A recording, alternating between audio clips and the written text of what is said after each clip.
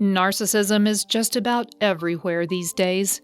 You hear about it in the news, particularly in relation to political leaders, and it seems like it's everywhere. Narcissism is all around us, and it seems to be more prevalent in our materialistic, self-absorbed culture. In fact, you might also find works of fiction that depict the abuse of a narcissist in some way. There are several movies that have shown just how much damage a narcissist can do. I have created a list of 10 movies that involve the damage a self-centered narcissist can do in the lives of their loved ones. Let's look at how each of these movies depicts the devastation of this personality disorder. Mommy Dearest. This 1981 film classic starred Faye Dunaway as Joan Crawford. Crawford was an actress and emotionally and physically abusive narcissistic mother who terrorized her adoptive children for their entire lives. She ran her household with an iron fist and often hurled both emotional and physical abuse on her children as she faced the realities of an aging Hollywood actress whose world was crumbling around her.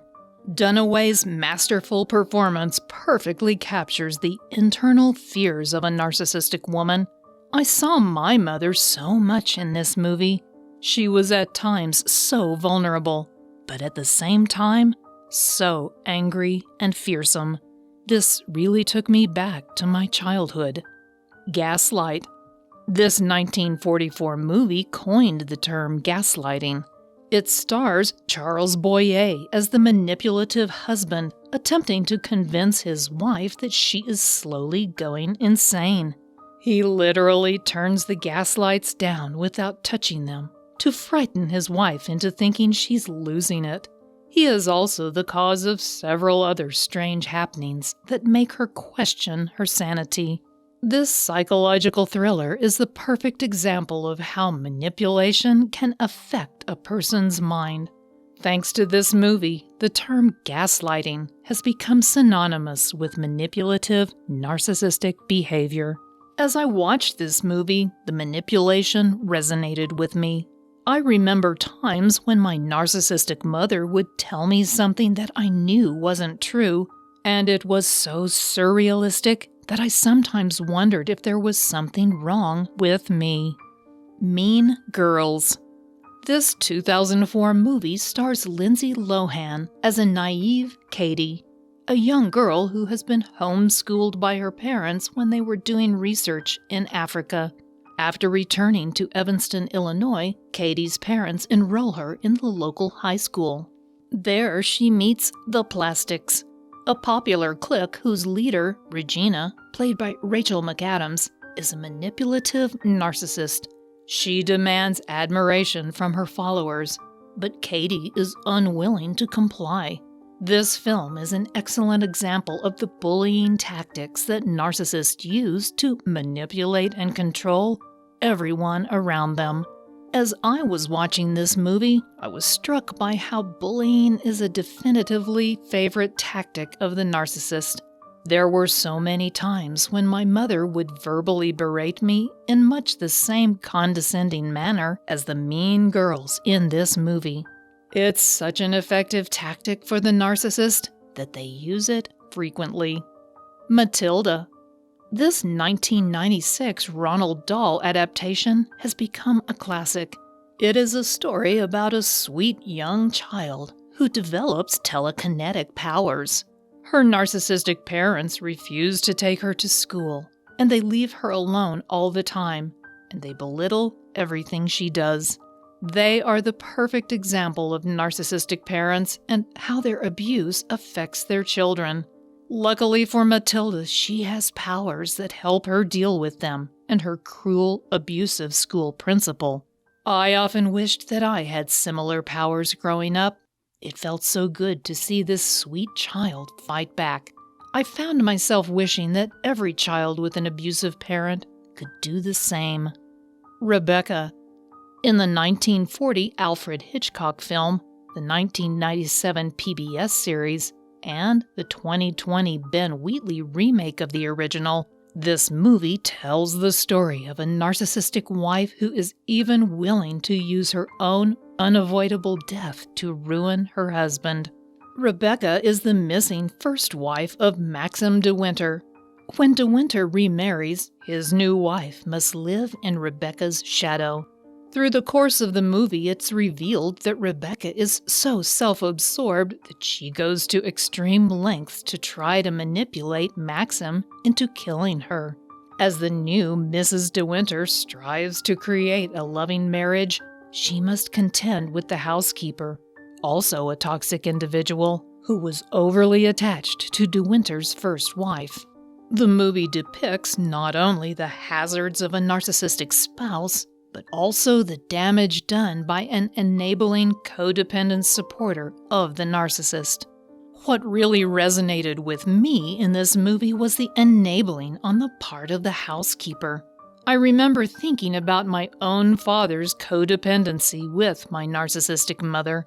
It's unfortunate that enablers can't see the damage they are causing by failing to stop the abuse. The Girl on the Train. This 2016 psychological thriller depicts just how insidious narcissistic gaslighting can be. The alcoholic ex-wife of a narcissist learns the hard way just how far he will go to undermine her confidence in her own intuition. The story revolves around Tom, played by Justin Theroux, and his ex-wife Rachel, played by Emily Blunt. We are led to believe that Rachel's alcoholism is responsible for Tom losing his job and their subsequent divorce. As the movie goes on, however, we find that, like Rachel, we have been duped by Tom's manipulative gaslighting.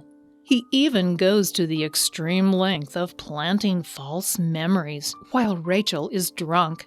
It's a masterful depiction of just how far a narcissist will go to control the people around them. I couldn't help but think that this is why many narcissists want vulnerable, addicted partners. It makes it easier for them to manipulate and control. I was not an addict, but my mother's gaslighting often had me questioning my own memories. How much more effective her tactics would have been if my judgment had been clouded by substance abuse. Hush. Jessica Lange stars in this 1998 movie as the narcissistic, child-obsessed mother who goes to extreme lengths to take over raising her grandson. When the young couple, Helen and Jackson, played by Gwyneth Paltrow and Jonathan Schaech, move in with Jackson's mother, Martha, the narcissistic mother begins to immediately manipulate the couple. She goes to increasingly extreme lengths to try to get custody of the child's baby. She even attempts to kill her own son's wife. It turns out it's not the first time she has gone that far. This is a great depiction of just how self-absorbed a narcissist can be. They will obsessively pursue the object of their desire without regard for the consequences of their actions.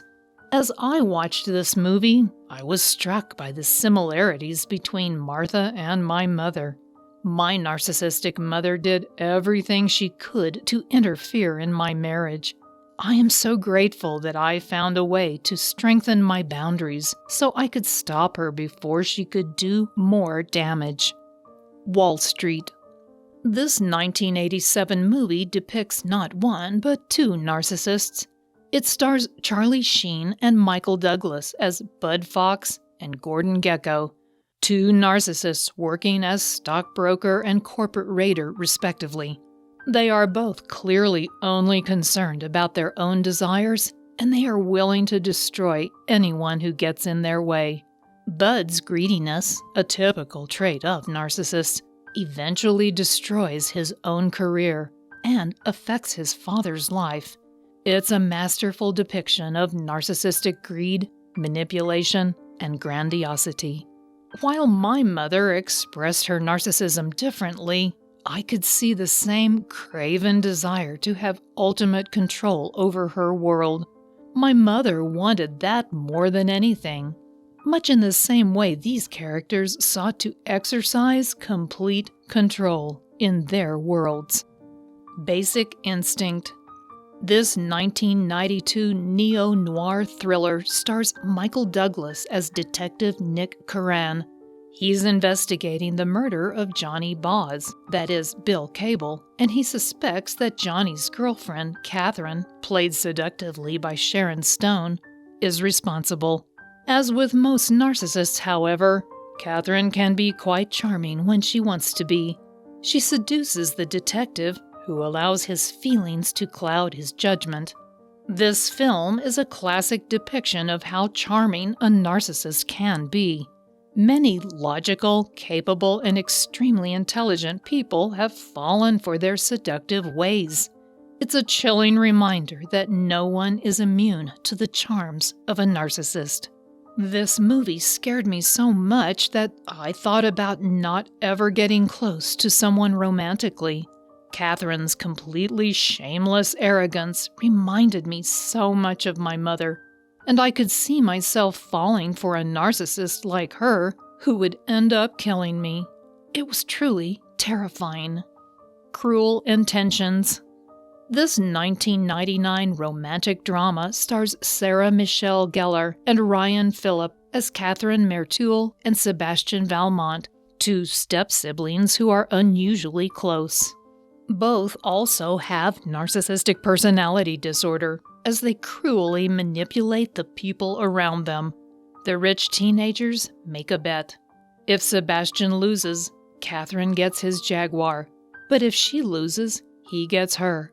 They go to extreme lengths to manipulate the other characters, and in the end, their dysfunctional love for one another is revealed. The movie highlights the cruelty that is typical of people with narcissistic personality disorder. Their lack of empathy prevents them from understanding the consequences of their behavior.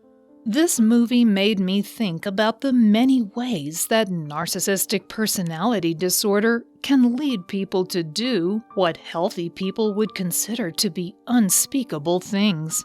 The strength of this mental condition to shape people's behavior is truly astounding and frightening. Finally, if you have a narcissist in your life, you likely don't need a movie to show you just how manipulative and self-absorbed they are. But it can help to know you're not the only one who must suffer their abuse. One thing that holds true in these movies is that the victims of narcissistic abuse are frequently intelligent, successful, and capable individuals. Narcissists look for just that kind of person because it adds to their feeling of omniscience if they can control someone like that. If you are involved with a narcissist in any way, it can help to see not only the types of behaviors they exhibit, but just how far they can rise in society. The next video about 13 famous narcissists shows how far they can go with their manipulative and controlling behaviors. So go and watch that video next. Thanks for watching.